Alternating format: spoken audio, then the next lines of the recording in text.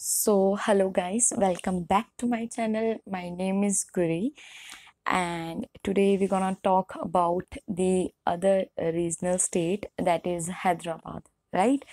So, before starting this lecture, I would suggest to all my students जो new commerce हैं specially उनके लिए कि आप आगे लेक्चर को प्रोसीड करने से पहले एक बार जो मैंने नोट दे रखा है स्टूडेंट्स के लिए वो पढ़ लीजिएगा।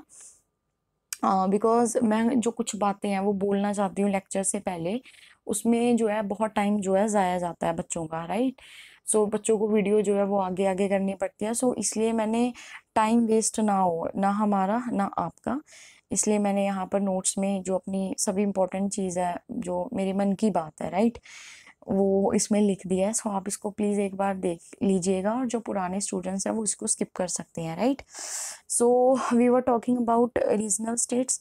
रीजनल स्टेट्स में हम जो थे सक्सेसर स्टेट्स के बारे में बात कर रहे थे।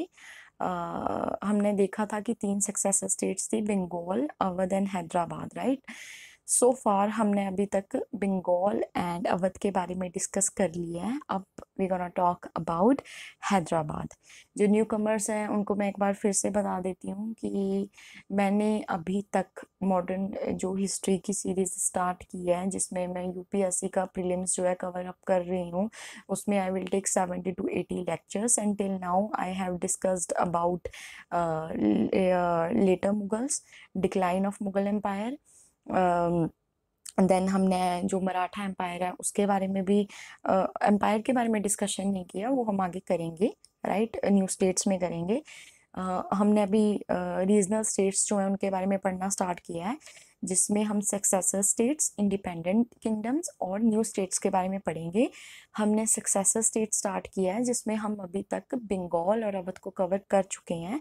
Now we gonna talk about Hyderabad, so let's get started. So before starting this lecture, I would suggest you to locate the locations in your map. यहाँ पर आप देख सकते हो कि जो हैदराबाद की लोकेशन है ये निज़ाम की टेरिटरी थी, राइट? सो यहाँ पर आप देख सकते हो, यहाँ पर ये जो पूरा एरिया है ये निज़ाम की टेरिटरी है, राइट? आप इसकी बाउंड्री देख सकते हो किसके साथ लग रही है, मैसूर के साथ। इनके क्लैशेस भी होंगे जो मैं आपको आगे बताऊंगी।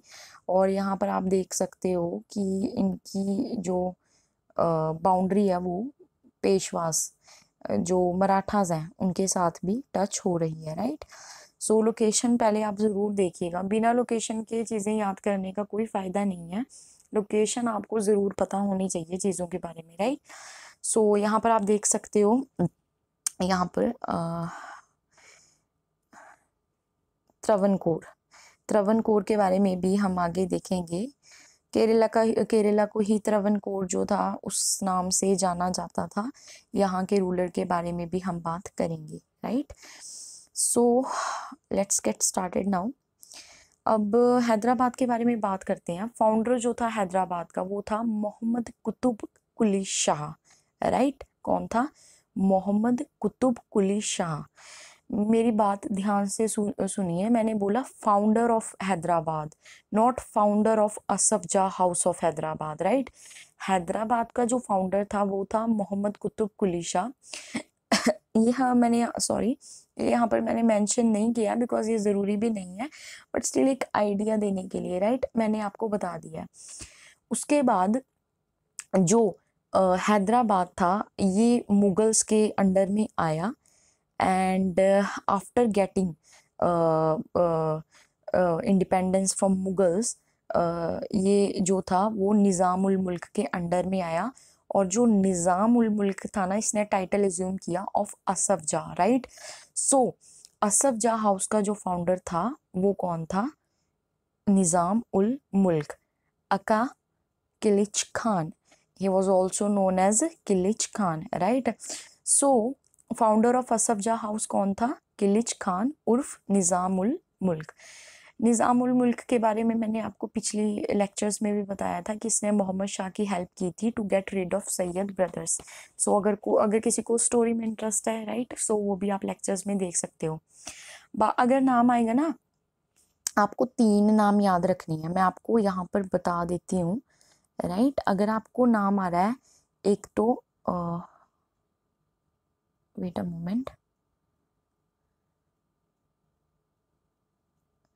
आपको 3 नाम आएंगे। एक आपको अगर नाम आ रहा है असफ जा, राइट, तो असफ जाह जो नाम है वो नाम किसका है? वो नाम है निजामुल मुल्क का। अगर आपको कहीं पर नाम आया किलिच खान, ये पेन जो है वो अच्छे से काम नहीं कर रहा है, सो मैं रेड कलर ले लेती हूँ। Kilich Khan, Kilich Khan, sorry for my handwriting. Actually अभी मैंने यूट्यूब पे अपना जो चैनल है वो नया ही स्टार्ट किया है, सो अभी मैं इतनी ज़्यादा जो एक्सपर्ट नहीं हूँ, right. I am a newcomer on YouTube, so धीरे धीरे सब सीख जाऊंगी। सो यहाँ पर किलिच खान या असफ जा या निज़ामुल मुल्क, ये तीनों एक ही बंदे के नाम हैं, राइट। सो या यहाँ पर मैं इस चीज़ को इरेज कर देती हूँ। ऐसे लिख तो कुछ नहीं हुआ जो मैं इरेज कर रहा हूँ, वो पहले ही बहुत ज़्यादा लाइट लिख रखा था, राइट। यहाँ पर मैंने पिक्चर भी दे रखी है असफ जा वन निज़ामुल मुल्क की, राइट। सो निज़ाम जो था वो गवर्नर था हैदराबाद का। उसने मोहम्मद शाह की जब हेल्प की थी to get rid of Sayyid brothers, उसका जो इन्फ्लुएंस था वो काफ़ी ज़्यादा बढ़ गया था, जिसकी वजह से उसने और ऑटोनॉमी की मांग जो थी डिमांड करनी शुरू कर दी थी, राइट। सो ये तो इम्पॉर्टेंट फीचर है सक्सेसर स्टेट्स का कि उन्होंने कभी भी सीधी अपनी इंडिपेंडेंस डिक्लेयर नहीं की। First they demanded autonomy and then later they declare their independency, right. हम बात करेंगे कि जब मोहम्मद शाह जो था लेकिन उसके पहले मैं आपको हाँ बात बता देती हूँ। जब मोहम्मद शाह को इस चीज़ का पता लगा कि जो निज़ाम है वो अपने आप को ऑटोनॉमस जो है वो डिक्लेयर करने की तरफ जो है बढ़ रहा है, राइट, वो आपको धीरे धीरे अपने आप को ऑटोनॉमस बना रहा है, तो मुगल बादशाह देखो उसको सीधा सीधा तो बोल नहीं सकते थे, क्योंकि सीधा सीधा तो वो भी कन्फ्रंट नहीं कर रहा था। सो मुगल एम्परर ने क्या किया, मुबरिस खान जो था उसको डेक्कन का वाइस राय बनाकर भेज दिया। वाइस राय जो होता है वो मुगल किंग का रिप्रेजेंटेटिव को बोलते हैं, राइट। सो निज़ामुल मुल्क जो था वो काफ़ी इस चीज़ से गुस्सा हुआ, राइट, कि मुबरिस खान को जो है वाइस राय डेक्कन का बना दिया। सो उसने डिसाइड किया कि वो फाइट करेगा विद मुबरिस खान। सो मुबरिस खान ने फेस किया निज़ामुल मुल्क को, और जिसमें जो मुबरिस खान है वो मार दिया जाता है इन द बैटल ऑफ शक्करखेड़ा, जो कि हुई थी 1724 में, राइट। और तभी से, और याद रखना कि 1724 में शक्करखेड़ा की बैटल हुई थी और 1722 में वो सैयद ब्रदर वाली कॉन्स्पिरेसी हुई थी, राइट। 1722 में कॉन्स्पिरेसी हुई थी, 1724 में ये जो था मुबरिस खान को मार दिया गया था, right, in the battle of Shakarkheda. तो वहीं से जो ऑटोनॉमस किंगडम है हैदराबाद का, उसकी वो जो थी उसको फाउंड किया गया 1724 में। जो निज़ाम था उसने क्या किया, कंट्रोल कर लिया डेक्कन का एरिया, और 1725 में उसने अपने आप को वाइस राय घोषित कर दिया, और उसने एक टाइटल भी अडॉप्ट किया ऑफ असफ जहाँ, राइट। तभी हम बोलते हैं ना असफ जहाँ हाउस ऑफ हैदराबाद का जो फाउंडर था वो कौन था, निज़ाम उल मुल्क। उसने कभी भी जो है इंडिपेंडेंस जो है वो अपनी डिक्लेयर नहीं की towards the Mughals, but practically he was working as an independent ruler, क्योंकि वो मतलब वो सामने कभी नहीं आते थे, अब सीधे सीधे डिक्लेयर कभी नहीं करते थे, लेकिन वो पूछ के भी उनसे कुछ करते थे, right. So practically they were independent. यही फीचर था सक्सेसर स्टेट्स का कि वो कभी भी खुल के सामने नहीं आते थे, लेकिन आज़ाद वो तब भी रहते थे, राइट। उसके बाद हम देखेंगे जो निज़ामुल मुल्क है उसने जो काफ़ी स्टबन ज़मींदार थे उनको भी इसने सप्रेस किया, राइट। वो हिंदूस के प्रति जो था वो काफ़ी टॉलरेंट बिहेवियर था इसका, बिकॉज उस टाइम पर जो फाइनेंशियल पावर थी वो हिंदूस के हैंड में थी, राइट। सो ऑब्वियस उनको खुश करना तो बनता था।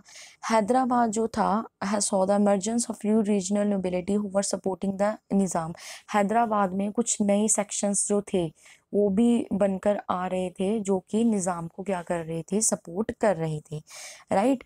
निज़ाम की डेथ के बाद जो हैदराबाद है begin to experience a series of disasters, उसमें बहुत सारे डिज़ास्टर्स जो हैं वो होने शुरू हो जाते हैं।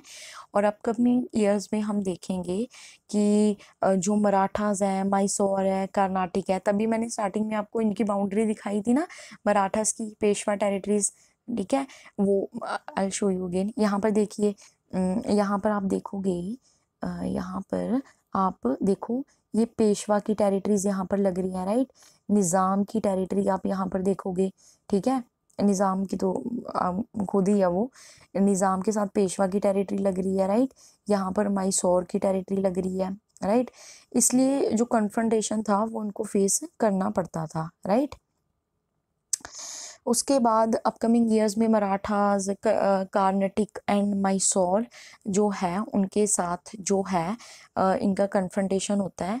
कन्फ्रंटेशन भी क्या होता है कि ये जो एरियाज थे, ये जो प्रोविंसेस थे, इन्होंने ना अपना जो बदला था वो ले लिया था अगेंस्ट हैदराबाद अफसर जहाँ की डेथ के बाद।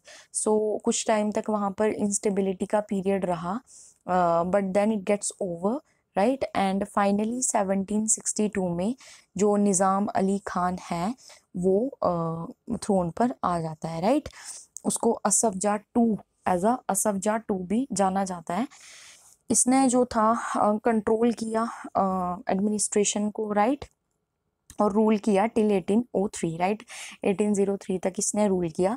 उसने जो अपने बॉर्डर डिस्प्यूट्स थे विद नेबरिंग एरियाज वो जो थे सेटल किए, राइट। और हैदराबाद में एक स्टेबिलिटी को प्रमोट किया, राइट, स्टेबिलिटी लेके आया।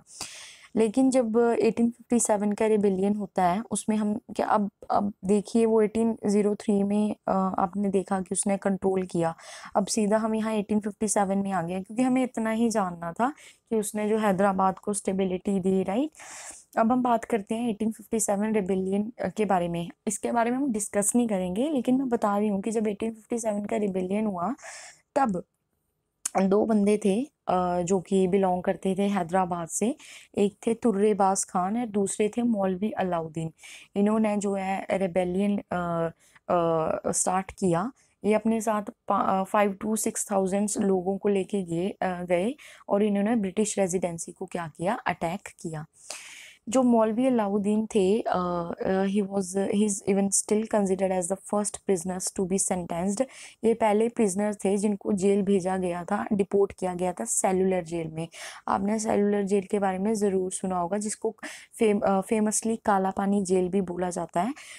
ये अंडमान एंड निकोबार आइलैंड में जो है इसकी लोकेशन है, राइट। यहाँ पर मैंने देखो आपको यहाँ पर ना सेलुलर जेल का फ्रंट व्यू भी दिखा रखा है, राइट।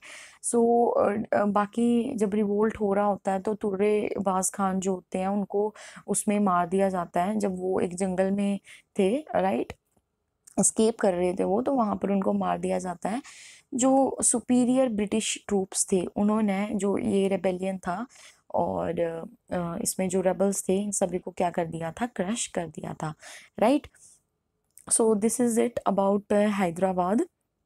सो अभी जो रीजनल स्टेट्स हैं उसमें हमने 3 स्टेट्स, रीजनल स्टेट्स के अंदर जो 3 कैटेगरी हैं, राइट, उन 3 कैटेगरीज में हमने बंगाल, अवध एंड हैदराबाद को कंप्लीट कर लिया है। सो इसके बाद जो है हम बात करेंगे इंडिपेंडेंट किंगडम्स के बारे में, राइट। इंडिपेंडेंट किंगडम्स में कौन कौन से किंगडम्स के बारे में हम बात करेंगे, मैसूर, केरला एंड राजपूत, ठीक है। फिर उसके बारे में हम लास्ट में न्यू स्टेट्स के बारे में बात करेंगे, जिसमें will talk about Marathas, Sikhs and Jats. ये जैसे ही हमारा कंप्लीट होएगा उसमें जो मैंने आपको बैकग्राउंड है वो आपको सारा दे दिया, मुगलों के बारे में दे दिया है, रीजनल स्टेट्स के बारे में दे दिया है। अब इनकी बात ना जब भी आने वाले लेक्चर्स में ब्रिटिश के अराइवल के टाइम पर होगी, आई एश्योर यू कि आपको कोई भी दिक्कत नहीं आएगी, राइट, क्योंकि सब चीज़ें अब आपने सुन रखी हैं, राइट। मैंने आपको सारा बैकग्राउंड दे दिया, अब आपको आपकी फाउंडेशन तैयार कर दी है। अब बस हमने बिल्डिंग ऊपर खड़ी करती जानी है, उसमें हम देखेंगे कि ब्रिटिशर्स के साथ इनका कैसे कन्फ्रंटेशन हुआ। But before that you have to revise all the previous chapters, right, so आपकी अच्छी एक ग्रिप बन जाए। सो आज के लिए बस इतना ही। Thank you so much. Do like and subscribe to my channel. Bye bye and have a nice day.